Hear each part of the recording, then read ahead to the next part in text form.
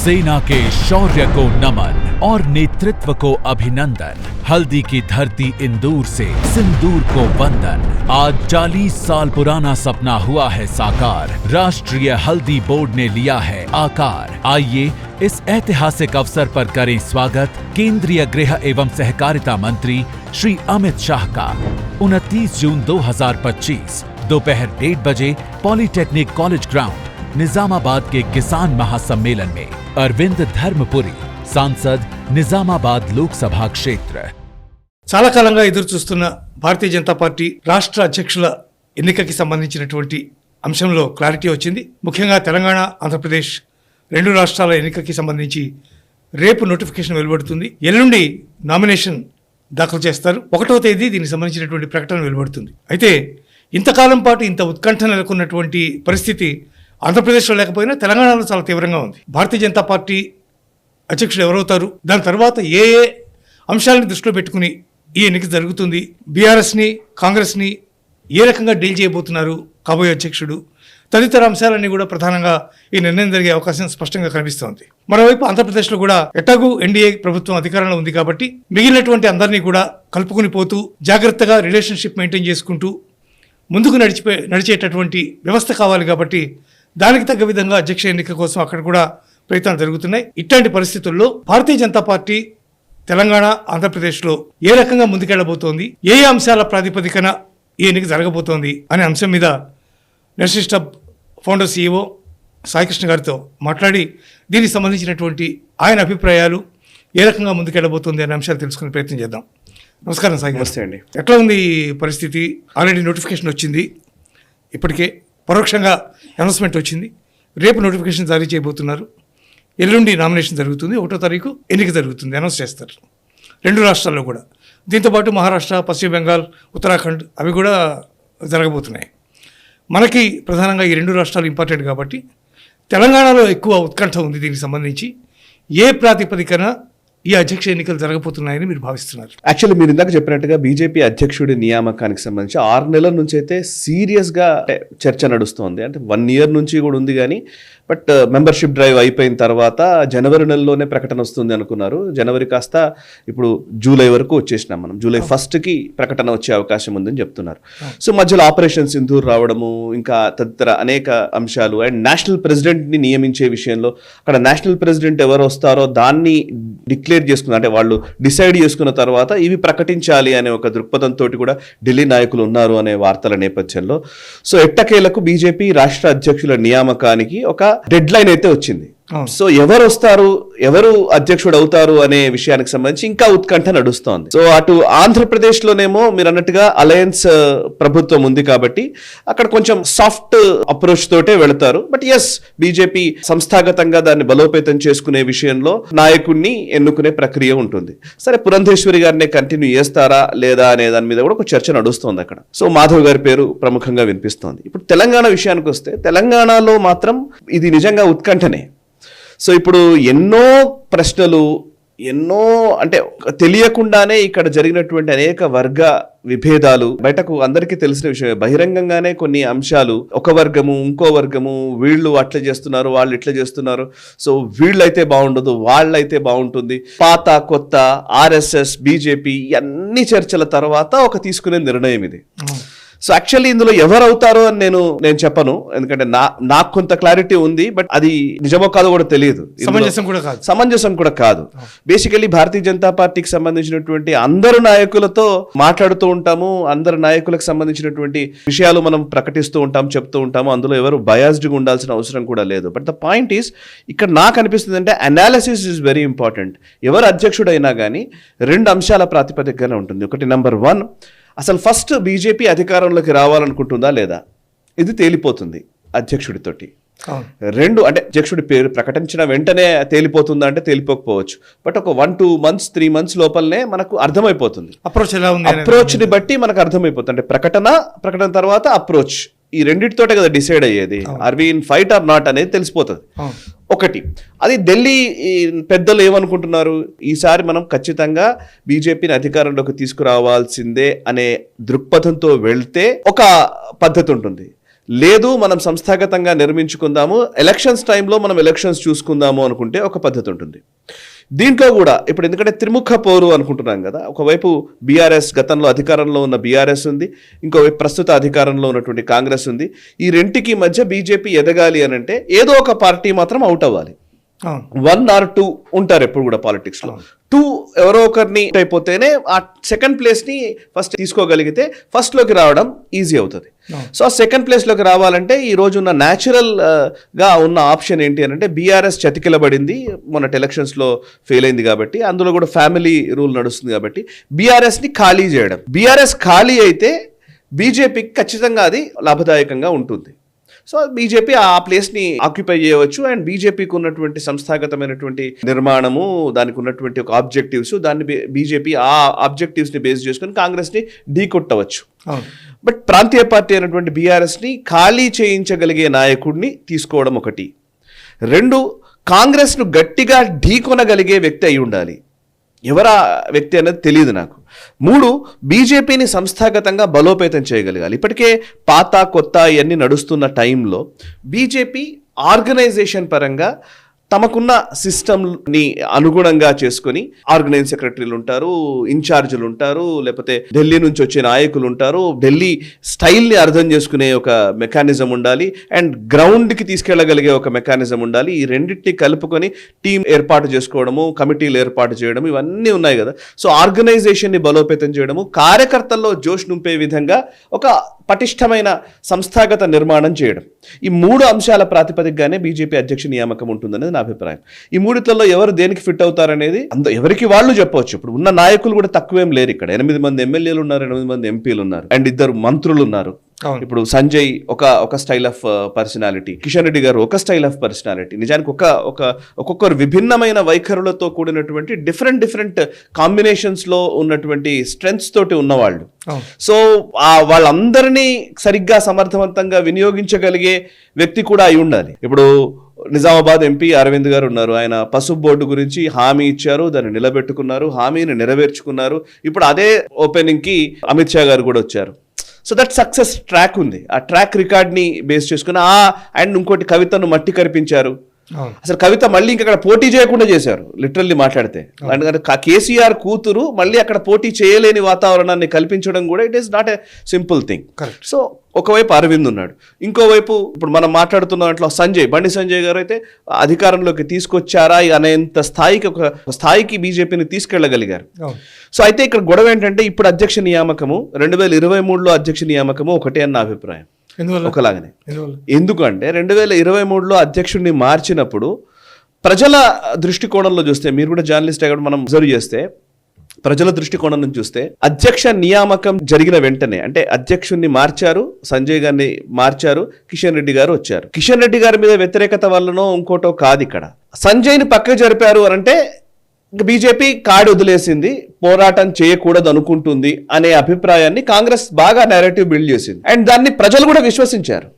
ఇదంతా perception battle. ఇది నిజానికి పర్సెప్షన్ పరంగా చూస్తే కూడా సంజయ్ని పక్కకు జరిపారు అంటేనే ఇంకా వీళ్ళు ఫైట్ నుంచి తప్పుకున్నారు అనే ఒక భావన ఏదైతే వచ్చిందో ఆ భావన ఎలక్షన్స్ లో ఫలితం చూపించింది. సో సేమ్ ఇప్పుడు కూడా ఇప్పుడున్న పరిస్థితుల్లో ఏంటంటే ఆ రోజు ఎలక్షన్స్ ఉన్నాయి కాబట్టి అది ఇమీడియట్ గా మనకు ఫలితాల్లో కనిపించింది. ఈ రోజు ఇమీడియట్ గా కనిపించకపోవచ్చు, బట్ ప్రజలు ఎంత సింపుల్ గా అంటే ఫాస్ట్ గా అర్థం చేసుకోగలరు ఏదైనా ఒక నిర్ణయాన్ని. ఒక వ్యక్తి మంత్రి అయ్యాడన్నా, ఒక వ్యక్తి మంత్రి కాలేదన్నా, ఇప్పుడు మనం కాంగ్రెస్ లో కూడా చూస్తున్నాం కదా, అదే ఎందుకు కోమటిరెడ్డి రాజగోపాల్ రెడ్డి ఎందుకు మంత్రి కావట్లేదు అంటే ఏదో ఈక్వేషన్ తేడా ఉంది, వాట్ ఎవర్, ఇది ఈజీగా ప్రజలు కూడా చెప్పగలిగే విషయాలు ఇవి. సో ఇప్పుడు తెలంగాణలో కూడా అధ్యక్షుడిని ఎవరైతే అధ్యక్షుడిని నియమిస్తారో ఆ అధ్యక్షుడి విషయంలో అంటే వచ్చే అధ్యక్షుడి విషయంలో తక్కువ డిసైడ్ అయిపోతారు ప్రజలు. ఇప్పుడు బీఆర్ఎస్ఆ, కాంగ్రెసా, బీజేపీయా అనే కోణంలో ఇప్పుడు చర్చ నడుస్తోంది. ఈ అధ్యక్షుడి నియామకం తర్వాత ఇంకా బీజేపీ లేదు, ఫీల్డ్ లో లేదు, సో అయితే మనం బీఆర్ఎస్ ఆర్ కాంగ్రెస్ అనుకోవాలి అనే మూడ్లోకి వెళ్ళిపోవచ్చు. లేదు, ఇప్పుడు అధ్యక్షుడు ఎవరైతే ఫైట్ చేయగలరు, అధికారంలోకి వచ్చే అవకాశాలు ఉన్నాయన్న మూడు బిల్డ్ అయింది అనుకోండి, ఇమీడియట్లీ ఎస్ బీజేపీ పవర్ లోకి వచ్చే అవకాశం ఉంది అన్నప్పుడు ప్రజలు చూసే కోణం వేరు. సో వాళ్ళేం చెప్పరు ఎక్స్ప్లిసిట్ గా, కానీ టిక్ మార్క్ చేసుకుంటారు అనమాట. బ్రెయిన్ లో ఒక సైలెన్స్ ఆవహిస్తుంది, ఒక సైలెన్స్ వస్తుంది, అయిపోయింది ఇంకా దట్స్ ఓకే, సైలెన్స్ అంతే. సో అట్లాంటి ఒక జంక్షన్లో మనం ఉన్నాము. ఎందుకంటే ఇప్పుడు 3 పార్టీల మధ్య నడుస్తుంది. ఇప్పుడు సంస్థాగత ఎలక్షన్స్ రాబోతున్నాయి. సంస్థాగత ఎన్నికల లోపల మన అప్రోచ్ ఏ విధంగా ఉంటుంది అనేది బీజేపీ కార్యకర్తలు అనుకోవచ్చు. అండ్ జూబ్లీ హిల్స్ బైపోల్ రాబోతోంది, అక్కడ అప్రోచ్ ఏంటి, జిహెచ్ఎంసీకి ఏంటి. సో ఇట్లా రకరకాల అంశాల మధ్య ఈ అధ్యక్ష ఎన్నిక తర్వాత ఒక డిసైడ్ అయిపోతున్నాడు బీజేపీ ఫేట్. రాబోయే 5 సంవత్సరాలకు 10 సంవత్సరాలకు బీజేపీ ఫ్యూచర్ ఏంటో ఈ జంక్షన్ లో డిసైడ్ అయిపోతుంది అనేది నా అభిప్రాయం. इंदौर की माटी से उठी हल्दी की धूल, अमित शाह जी लाए हैं विजय का सिंदूर. आइए करें स्वागत केंद्रीय गृह एवं सहकारिता मंत्री श्री अमित शाह का 29 जून 2025 दोपहर 1:30 बजे निजामाबाद तेलंगाना में, जो करेंगे राष्ट्रीय हल्दी बोर्ड के मुख्यालय का उद्घाटन भी. इस ऐतिहासिक अवसर का हिस्सा बने अरविंद धर्मपुरी, सांसद నిజామాబాద్ లోక్సభ క్షేత్ర. గత కొన్ని సంవత్సరాలుగా మీరు బీజేపీని లేకపోతే జాతీయ స్థాయిలో కానీ రాష్ట్ర స్థాయిలో కానీ చాలా ఎక్కువగా మీరు ఫాలో అవుతూ వచ్చారు. చాలా డీప్గా లోపలికి వెళ్ళి దాని మీద విశ్లేషణ కూడా మీరు చేస్తూ ఉన్నారు ఇన్ని సంవత్సరాల నుంచి. అమిత్ షా కరెక్ట్గా రేపు ఏదైతే నోటిఫికేషన్ వెలువడుతుందో అదే రోజు ఆయన నిజామాబాద్ వస్తున్నారు. అవును, ఎల్లుండి ఇక్కడ నామినేషన్ జరుగుతుంది. ఈ నేపథ్యంలో అమిత్ షా పర్టికులర్గా ఆయన యొక్క దేనికోసమైతే ఆయన వస్తున్నారో దాంతోపాటు అధ్యక్ష ఎన్నికకి సంబంధించి కూడా ఆయన ఏమైనా దిశానిర్దేశం చేసే అవకాశం ఉందని మీరు అనుకుంటున్నారు? ఖచ్చితంగా ఆల్రెడీ ఒక డిసైడ్ అయిపోయి ఉందని నా అభిప్రాయం. ఆల్రెడీ డిసైడ్ అయిపోయి ఉంటుంది. కానీ అంటే బీజేపీలో ఎంత పకడ్బందీగా ఉంటుందంటే ఏ పార్టీలో అయినా సరే ఎంతో కొంత మనకు ఫీలర్స్ వచ్చేస్తాయి. మనం కూడా చాలా సంవత్సరాల నుంచి రిపోర్టింగ్ చేస్తున్నాం కాబట్టి మనకు తెలుసు. కాబట్టి అన్ని పార్టీల్లోనూ ఏదో ఒక ఫీలర్ వస్తుంది, ఒక క్లారిటీ వచ్చేస్తుంది. ఆ క్లారిటీ వచ్చిన తర్వాతనే ఆ ప్రకటనలు చేస్తారు, అవన్నీ నడుస్తాయి. ఏవో 1-6 కొన్ని సందర్భాల్లో తప్పితే ఆ సీక్రెసీ ఎక్కువగా మెయింటైన్ చేస్తారు. బట్ బీజేపీలో విపరీతమైన సీక్రెసీ ఉంటుంది. అండ్ సీక్రెసీ ఉండడమే కాదు, మిస్లీడ్ కూడా చేస్తారు. సీక్రెసీ మెయింటైన్ చేయడం అంటే ఒక లెక్క, బట్ సీక్రెసీ మెయింటైన్ చేయడమే కాదు, వాళ్ళు మిస్లీడ్ కూడా చేస్తారు. వాళ్ళ ఫీలర్స్ ద్వారానే మిస్లీడ్ చేస్తూ ఉంటారు. ఒకరు అవుతారేమో అనుకున్నప్పుడు ఇంకొకరి పేరు బయటకు వస్తుంది, ఇంకొకరు ఎవరో అవుతారేమో అనుకుంటే ఇంకొక పేరు వస్తుంది. అది మోదీ గారు వచ్చాక ఇంకెక్కువ నన్ను అడిగితే. ఒకటే బీజేపీ అధ్యక్షుల గురించే కాదు, మినిస్ట్రీల విషయంలో ఎవరు మినిస్టర్ అవుతారో ఎవరు ఊహించలేని పరిస్థితులు, అట్లాంటి ఎన్నో ఊహించని నిర్ణయాలు ఉంటాయి. అసలు ఎస్ జయశంకర్ని ఫారిన్ అఫేర్స్ మినిస్టర్ చేస్తారని ఎవరు ఊహించలేదు, ఎవరు రాయలేదు అసలు అప్పటికి. బట్ టక్కుమని 2019 ఎలక్షన్స్ అయిపోయిన వెంటనే రిజల్ట్స్ రాగానే జయశంకర్ గారితో ప్రమాణ స్వీకారం చేయించారు. సార్ నిర్మలా సీతారామన్ గారిని డిఫెన్స్ మినిస్టర్ చేస్తారని ఎవడు ఊహించలేదు. అసలు టక్కుమని జరిగిపోతాయి అవి. ఆ పరిణామాలు కూడా ఎంత ఫాస్ట్గా ఉంటాయంటే ఈవెన్ ద్రౌపది ముర్ము గారిని రాష్ట్రపతి అభ్యర్థిగా ప్రకటించే విషయంలో కూడా ఎవ్వరూ ఊహించలేదు. కొన్ని ఆధారాల మేరకు నిజానికి నేషనలిస్ట్ అబ్బే ద్రౌపది మన రాష్ట్రపతి అని ముందే రాసింది మనం నిజానికి ద్రౌపది ముర్ము గారిని. అంటే ఎంతో డీకోడ్ చేస్తే గానీ కొన్ని విషయాలు తెలియవు. అందులో కూడా చాలాసార్లు ఫెయిల్యూర్స్ ఉంటాయి, చాలా మిస్లీడ్ చేయడం జరుగుతుంది, చాలాసార్లు రకరకాల అంశాలు. ఇప్పుడు నేను శేఖర్జీ విషయమే ఉంది, పేరాల శేఖర్జీ విషయం లిటరల్లీ అట్లా మిస్లీడ్ అది ఒక రకంగా. ఇప్పుడు ఆయన గురించి మాట్లాడట్లేదు ఎవరు. సో రకరకాల అంశాల నేపథ్యంలో ఈ అధ్యక్ష నియామక ప్రక్రియ జరుగుతుంది. కాబట్టి ఇప్పుడు మీరు అన్నట్టుగా అమిత్ షా వస్తున్నారు అనంటే అరవింద్నే ప్రెసిడెంట్ని ప్రకటిస్తారా? అరవింద్ కూడా ప్రెసిడెంట్ రేస్లో ఉన్నారు. మరి అరవింద్నే ప్రెసిడెంట్ చేస్తారా అని ఒక చర్చ ఉంది. మేబీ చేయొచ్చేమో, నాకు తెలియదు. బట్ అరవింద్ని చేయకుండా కూడా ఎస్ ఆయనకి ఒక మంచి హ్యాపీ మూడ్లో ఆయనని ఉంచడం కూడా కావచ్చు. సో పసుపు బోర్డు ఇవన్నీ ఇవ్వడం. ఇప్పుడు ఇదే టైంలో కాళేశ్వరం ఇష్యూ వచ్చింది. కాళేశ్వరం ఇష్యూలో రాగానే ఈటల రాజేందర్ గారు ఏదో తప్పిదం చేశారు, ఆయన కరెక్ట్గా మాట్లాడలేదు అనే ఒక అభిప్రాయం బీజేపీ ఇంటర్నల్గా బిల్డ్ అయింది. అలా బిల్డ్ అయిన టైంలో ఆయనకి ఇంకా అధ్యక్షుడిగా అవకాశం ఉండదేమో అనుకుంటున్న టైంలో ఆయన్నే అధ్యక్షుడిని చేయవచ్చు, డౌట్ లేదు. ఎట్లాంటి నిర్ణయం తీసుకుంటారో తెలియదు, ఆయన్ని అధ్యక్షుడిని చేయవచ్చు. ఇంకొక వైపు ఏంటంటే బండి సంజయ్ గారు ఉన్నారు. బండి సంజయ్ గారు ఒక మినిస్టర్గా ఉన్నారు. ఆయన్ని ఎంఓఎస్ చేసినప్పుడు కూడా నిజానికి అప్పుడు ఎవరు మంత్రి అవుతారో కూడా తెలియదు ఎవరికి. కిషన్ రెడ్డి గారు అవుతారనేది తెలుసు, అందరూ ఊహించిందే. బట్ ఇంకొక మంత్రి ఎవరు అవుతారు అన్నప్పుడు ఈటల రాజేందర్ గారు ఎక్స్పెక్ట్ చేశారు, సంజయ్ గారు ఎక్స్పెక్ట్ చేశారు, ఇంకొకరు ఎక్స్పెక్ట్ చేశారు. బట్ సంజయ్ గారికి టక్కుమని ఆయన్ని ఎంఓఎస్గా ప్రమాణ స్వీకారం చేయించారు. సో నేను అదే అంటున్నాను, ఆ సర్ప్రైజ్ ఎలిమెంట్స్ అనేవి బీజేపీలో ఎక్కువగా ఉంటాయి. ఆ సర్ప్రైజ్ ఎలిమెంట్స్లో ఒకరిని బాగా ప్రశంసించారు, బాగా ఎలివేట్ చేశారు అని అంటే ఆయనకి ఇమీడియట్లీ ఏదో పదవి ఊడిపోతుంది అనే అభిప్రాయం కూడా ఉంటుంది. ఇప్పుడు మనోహర్ లాల్ ఖట్టర్ గురించి మోదీ గారు వెళ్ళి స్వయంగా పొగిడారు ఆయన్ని. ఏమైంది, కట్ చేస్తే ఆయన ముఖ్యమంత్రి పదవికి రాజీనామా చేయాల్సి వచ్చింది. కరెక్ట్. సో అంటే ఏది ప్రశంసలాగా తీసుకోవడానికి లేదు, విమర్శలాగా తీసుకోవడానికి లేదు. సో ఈవెన్ బండి సంజయ్ గారి విషయంలో కానీ ఇంకోరి విషయంలో కానీ బీజేపీలో ఇప్పుడున్న చర్చ అన్నీ జరుగుతున్న క్రమంలో ఒక్కటి మాత్రం నిజం, బీజేపీ ఇప్పుడు ఇంటర్నల్గా నేను అబ్జర్వ్ చేస్తే అందరూ నాయకులు కూడా అధికారంలోకి రావడానికి బీజేపీకి 100% అవకాశం ఉంది అని నమ్ముతున్న వాళ్ళు, ఇవన్నీ వ్యక్తిగతంగా నమ్ముతున్నారు. అందరూ ఒక టీం లాగా వర్క్ జరగట్లేదని ఒక ఢిల్లీ నాయకుడు ఒక అతను చెప్పిన మాట ఇది. బీజేపీ తెలంగాణలో గ్రూప్స్ ఫామ్ అయ్యాయి, టీం ఫామ్ కాలేదు అన్నాడు. గ్రూపులు ఫామ్ అయ్యాయి కానీ టీమ్గా ఎవరు పనిచేయట్లేదు అని. నిజానికి టీమ్ స్పిరిట్ అనేది వస్తే గనక బీజేపీని నిజానికి ఖచ్చితంగా ఈజీగా అధికారంలోకి రాగలదు. ప్రజల్లో అట్లాంటి మూడు ఉంది. ఇప్పుడున్నటువంటి రాజకీయ పరిస్థితులు 2023 ఎలక్షన్ తర్వాత ఇప్పటి వరకు జరిగినటువంటి పరిణామాలు, కాంగ్రెస్ పరిపాలనలో ఉండే లోటుపాట్లు కానీ లేదా మిగిలిన అంశాలు కానీ, మరోవైపు బీఆర్ఎస్లో ఉన్నటువంటి అంతర్గత ఫ్యామిలీగతమైనటువంటి సమస్యలు కానీ, ఇవన్నీ చూస్తున్నాం మనం. ఇట్లాంటి పరిస్థితుల్లో భారతీయ జనతా పార్టీ ఏ రకంగా ముందుకెళ్ళాలి అనేది ఈ ఎన్నిక ఖచ్చితంగా నిర్దేశిస్తుందని మీరు నమ్ముతున్నారు? ఖచ్చితంగా ఈ అధ్యక్షుడి నియామకం తర్వాతనే బీజేపీ అప్రోచ్ డిసైడ్ అవుతుంది, బీజేపీ కార్యాచరణ ఎలా ఉంటే అధికారంలోకి రాగలదో డిసైడ్ అవుతుంది. అండ్ నిజానికి బీజేపీ అధిష్టానానికి, ఢిల్లీ నాయకత్వానికి తెలంగాణ విషయంలో ఎంత మేర ఫోకస్ ఉంది, వాళ్ళు నిజంగా ఫోకస్డ్గా పనిచేస్తున్నారా లేదా, బీజేపీ అధికారంలోకి తీసుకురావడానికి వాళ్ళు సీరియస్గానే దృష్టి సారించారా లేదా అనేది కూడా డిసైడ్ అయిపోతుంది. అంటే ఇంత క్రితం గడిచిన 2 టర్మ్స్ మోడీ గారి 2 టర్మ్స్లో కూడా తెలంగాణ మీద ఇంత సీరియస్గా ఫోకస్ పెట్టకపోవడానికి కారణం ఏమై ఉంటుందని మీరు అనుకుంటున్నారు? రకరకాల కారణాలు ఉన్నాయి. జనరల్గానే చెప్తున్నాను నేను, ఇందులో పెద్ద అతిశయోక్తి కూడా కాదు.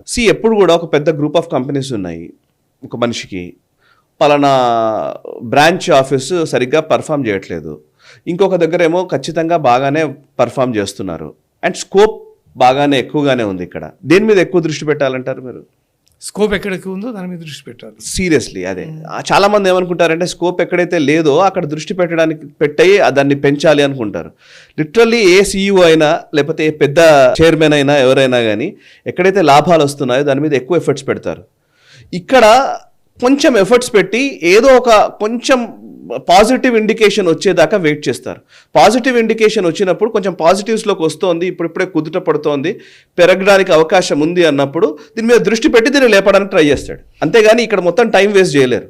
ఇప్పుడు బీజేపీకి నార్త్ పాలిటిక్స్లో నిజానికి చాలా తలమునకలై ఉన్నారు. ఉత్తరప్రదేశ్లో ఏం జరుగుతుంది, మధ్యప్రదేశ్ ఏంటి, ఉన్న హిందీ బెల్ట్ని కాపాడుకోవడం ఒకటి, లేదు ఇంకొంచెం కీలకంగా కష్టసాధ్యంగా అనిపిస్తున్నటువంటి కష్టతరంగా ఉన్నటువంటి స్టేట్స్ మీద దృష్టి పెట్టడం ఇంకోటి.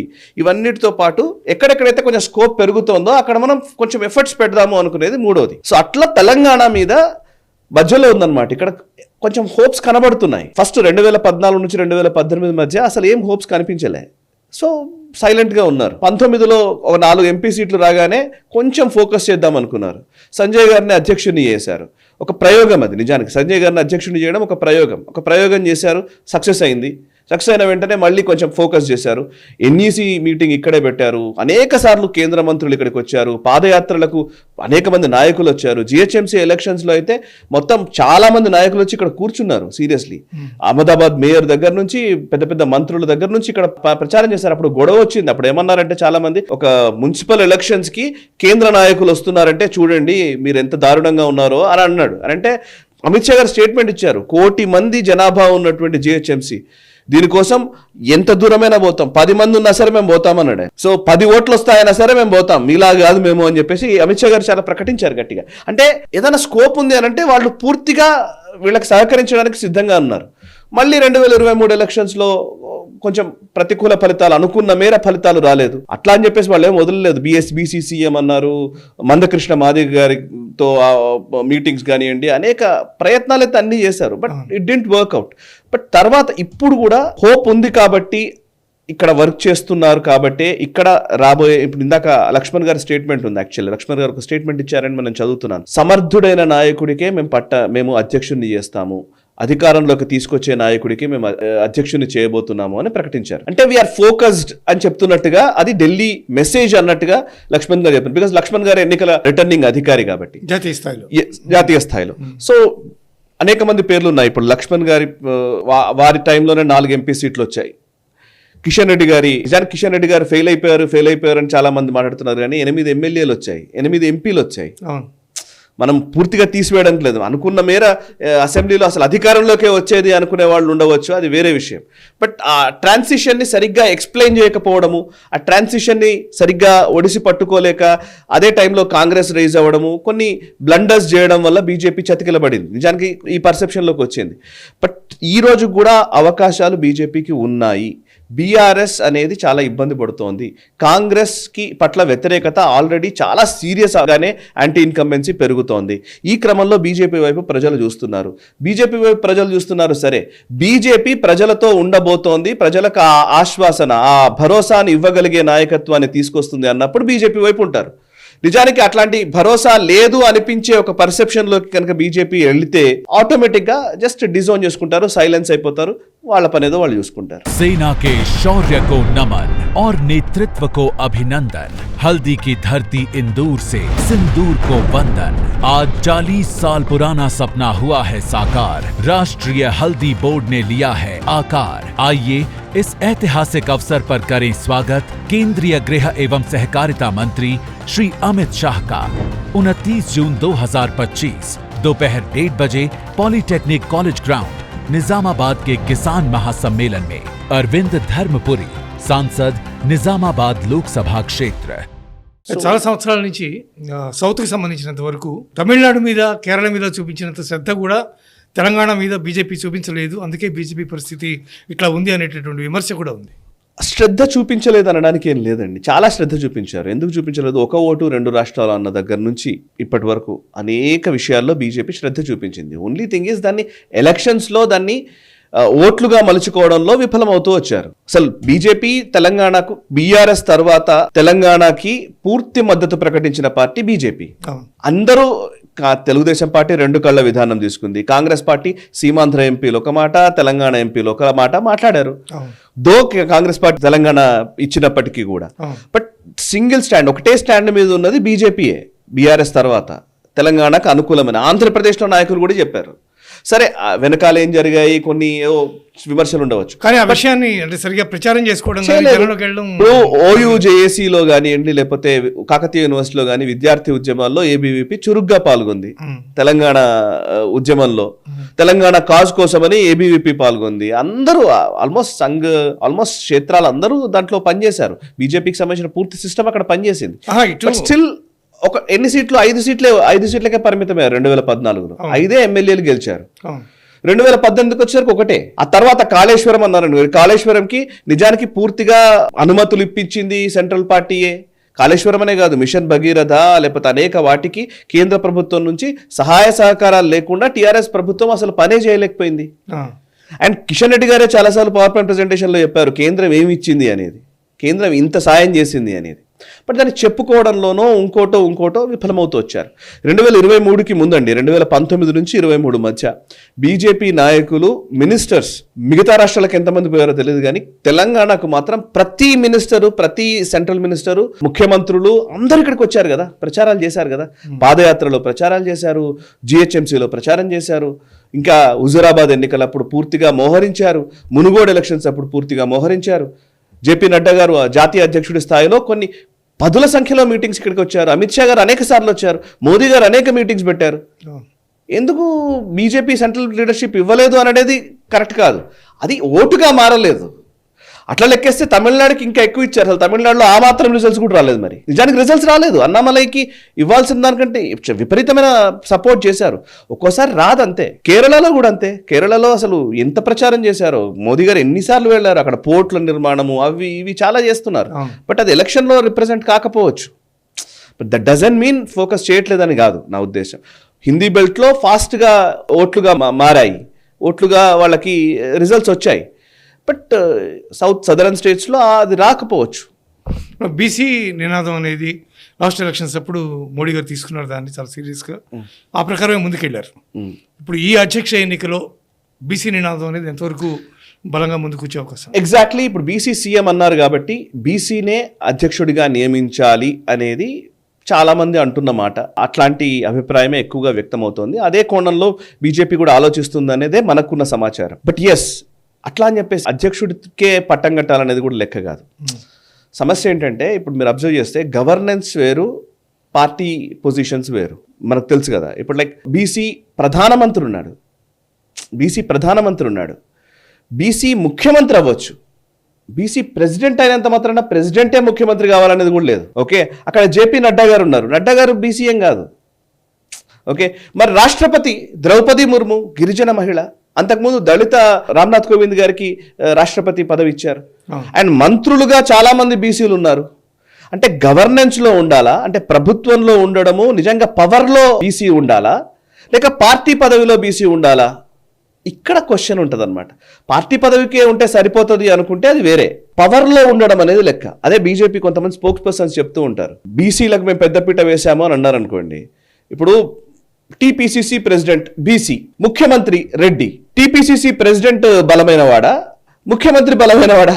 సో ప్రెసిడెంట్ అయినంత మాత్రాన ముఖ్యమంత్రి కాకూడదని లేదు. బీసీ ముఖ్యమంత్రి అనేది ముఖ్యమంత్రే, అది వేరే.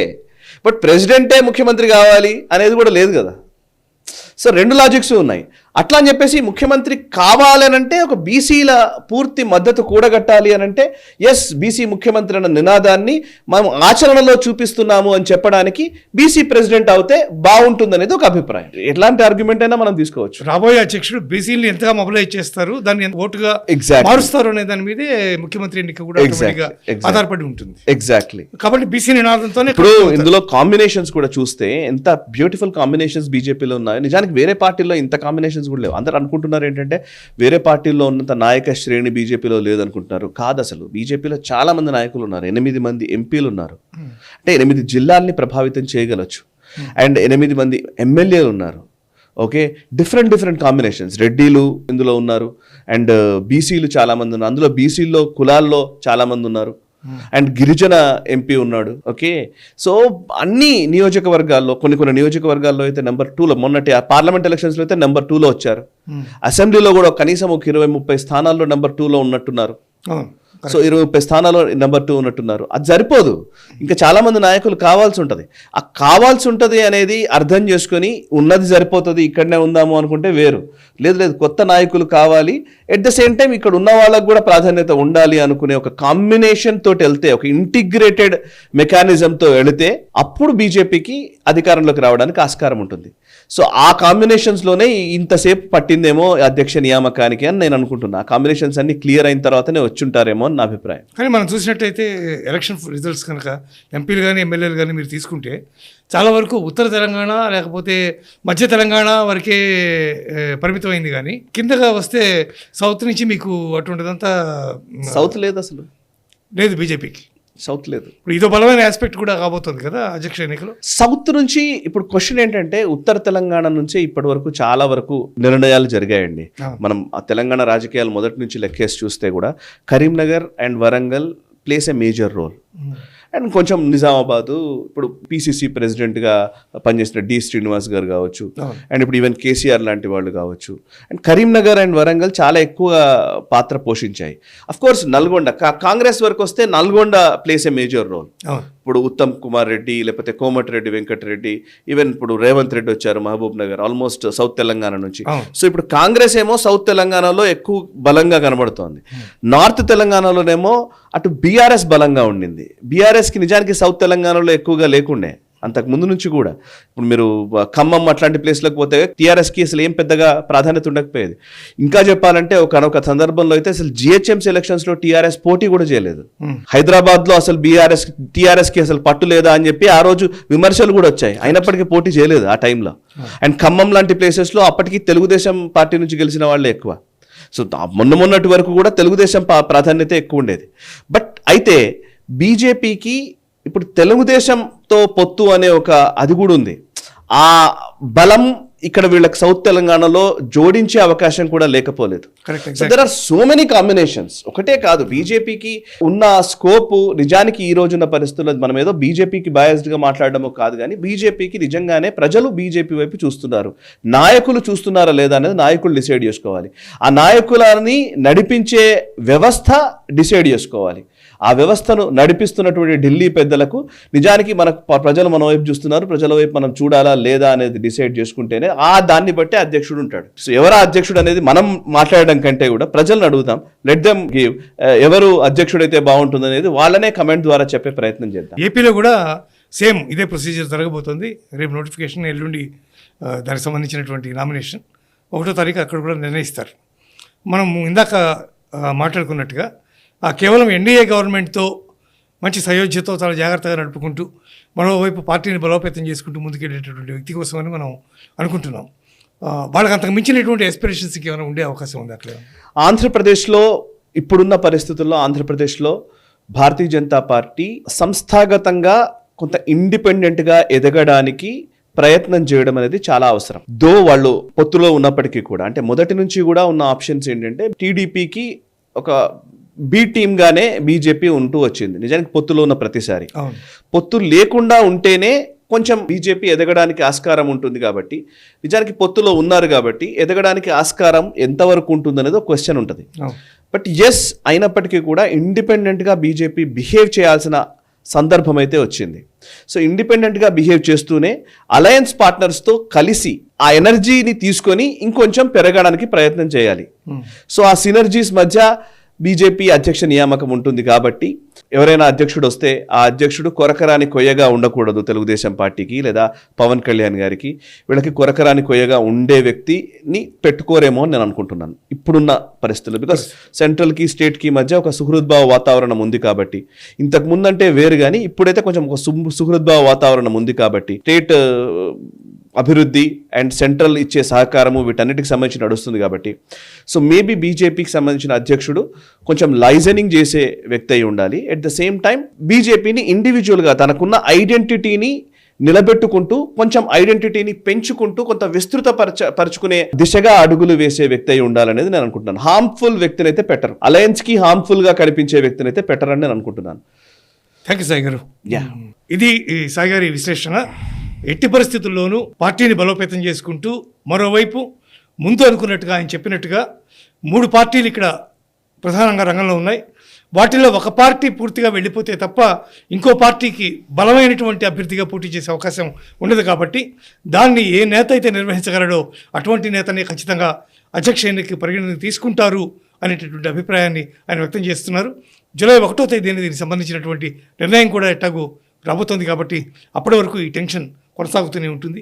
చూస్తూనే ఉండండి నేషనల్ స్టాప్ NHTV. కృషి ఉంటే మనుషులు ఋషులవుతారు, మహాపురుషులవుతారు, తరతరాలకి తరగని వెలుగవుతారు, ఇలా వేడుకులవుతారు. अरविंद धर्मपुरी जो कहते हैं वो करते हैं. జాతీయ పసుపు బోర్డు కేంద్ర కార్యాలయాన్ని మన ఇందూరులో ఈ నెల 29న కేంద్ర హోంశాఖ మంత్రులు శ్రీ అమిత్ షా గారు ప్రారంభించనున్న శుభ సందర్భంలో తెలంగాణ రైతన్నలందరికీ ఇదే మా ఆహ్వానం, రైతు ఐక్య వేదిక. ఈ వీడియో మీకు నచ్చినట్టయితే లైక్ చేయండి, 10 మందికి షేర్ చేయండి. అలాగే కామెంట్ల రూపంలో మీ అభిప్రాయాలను మాతో పంచుకోండి. Nationalist hub group of channels ను సబ్స్క్రైబ్ చేసుకుని తెలుగునాట జాతీయవాద జర్నలిజాన్ని ప్రోత్సహించండి. ఈ వీడియో కింద ఉన్న బెల్ ఐకాన్ పై క్లిక్ చేయడం మర్చిపోవద్దు.